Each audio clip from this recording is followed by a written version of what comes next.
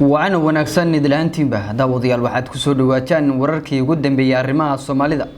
qodobada xiisaha leh aad ku daawo doontaan waxa kamid ah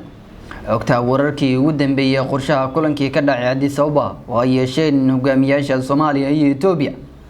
iyo Muqdisho faraha ka sii baxaysa kadib dawladda Soomaaliya oo ku dhaqaaqday barakicinta shacabka Soomaaliyeed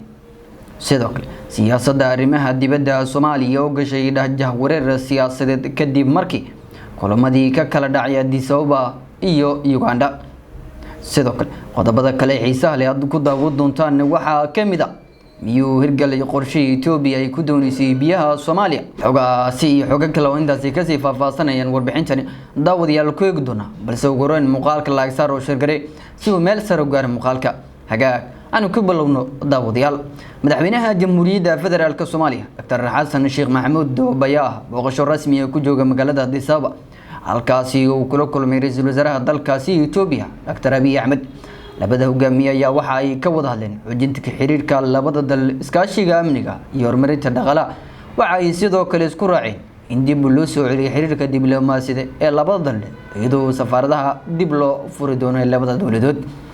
balse labada hogaamiye waxay xaqiijiyeen sida ay uga go'an tahay hirgelinta baaqi Ankara oo ay heshiis horey loo gaaray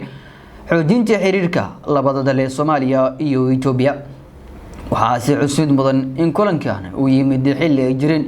xiisado siyaasadeed oo gobolka ka taagan gaar ahaan arrimaha la xiriira hubka ay Masar kaysay gudaha Soomaaliya taasi oo Itoobiya si aad ay kaga hadashay sidoo kale xaaladda magaalada Muqdisho ayaa runtii mid cakiran iyadoo dawladda federaalka Soomaaliya ay bilowday tallaabooyin barkicin oo saameyn weyn ku yeeshay dadweynaha ku nool caasimadda gaar ahaan kuwa ku dhaqan xaafadaha la sheegay inay ka dhisan yihiin dhulalka dawladda Soomaaliya tallaabooyinkan ayaa dhaliyay cabasho xooggan oo ka imaanaya shacabka kuwaasi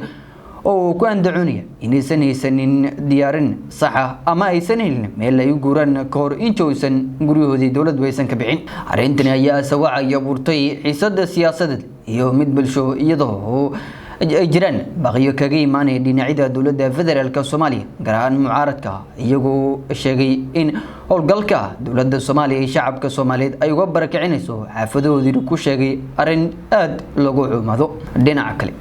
siyaasadda arrimaha dibadda Soomaaliya ayaa waxay gashay jahwareer siyaasadeed siyaasadda arrimaha dibadda Soomaaliya ayaa waxay wajahaysaa xaalad aad adag oo jahwareer kadib kulamadii ka kala dhacay Addis Ababa iyo Uganda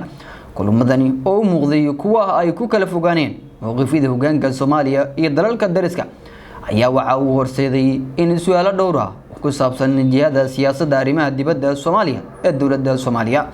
shirki ka dhacay Addis Ababa oo yeesheen hogaamiyaasha Soomaaliya iyo Itoobiya ayaa mid diiradda lagu saaraya amniga iskaashiga gobolka gaar ahaan dagaalka lagula jiro kooxaha argagixisada ee Daesh iyo Al-Shabaab sidoo kale warar soo baxaya ayaa waxay tilmaamayaan in Soomaaliya ay haatan arintaasi gelisay jahwareer siyaasadeed iyadoo haatan jahwareerkaasi uu noqday mid si aad saameyn buuxda u yeeshay arrimaha dibadda ee Soomaaliya waagaag daawadayaal waxaan isla soo gaarnay guntii iyo gabagabadii wararkii ugu dambeeyay arrimaha Soomaalida asaate aan egno miyuu hirgalay qorshihii dawladda Itoobiya ay ku doonaysay biyaha Soomaaliya Itoobiya ayaa waxay muddo dheer raadinaysay inay hesho marin badeed si ay u fududeeyo ganacsigeeda caalamiga ah maadaama ay tahay dal aan lahayn bad dadaaladaasi ayaa waxay hayeen kuwa kamid ah oo ay si aad ah ay ugu raadinayso Itoobiya marin biyood asaate heshiisyo iyo wada hadallo ay yeelatay dawladaha dariska ee la yeelatay Itoobiya sida Soomaaliya bishii December ee 2024 waxaa jiray warar sheegaya in mas'uuliyiin ka kala socda dawladaha Soomaaliya iyo Itoobiya isku soo raac ay ku gaareen Addis Ababa si loo siiyaan baqaado heshiiskii hore ee lagu gaaray magaalada Ankara caasimadda dalkaasi Turkiga kaasi oo Itoobiya ugu oggolaanaya inay gaarto biyaha Soomaaliya asayeeshee hirgelinta qorshahani wali si rasmi ah uma aysan dhicin waxaa jira walwal iyo su'aalo la xiriira sida Itoobiya uga dhab uga tahay heshiiskan iyo saameynta uu ku yeelan karo Soomaaliya waxaa sidoo kale jira dhacdooyin ku saabsan arintaasi oo ku aadan inuu xilligani madaxweynaha Soomaaliya Dr. Xasan Sheekh Maxamuud oo booqasho ku tagay magaalada Addis Ababa si loo xoojiyo xiriirka iyo xoojinta la xiriirka labada dal ee Soomaaliya iyo Itoobiya iyo arrimaha amniga iyo iskaashiga isla markaana faahfaahin rasmi ah ee ku saabsan qorshaha Itoobiya ee ku aadan biyaha Soomaaliya sidoo madaxweyne Xasan Sheekh Maxamuud uga falciyay arrintaasi weli si cad looma shaacin si gaarana villa Soomaaliya ma aysan uga soo bixin si kastaba ha ahaatee qorshaha Itoobiya ee ku saabsan isticmaalka biyaha Soomaaliya weli si buuxda looma hirgelin waxaana jira caqabado iyo walaacyo la xiriira arrintaasi oo u baahan in si taxaddar leh looga eego iyadoo la tixgelinayo danaha labada dal ee Soomaaliya iyo Itoobiya iyo saameynta uu ku yeelan karo guud ahaan gobolkaasi Geeska Afrika guud ahaan wararkii ugu dambeeyay arrimaha Soomaalida waa inaga intaan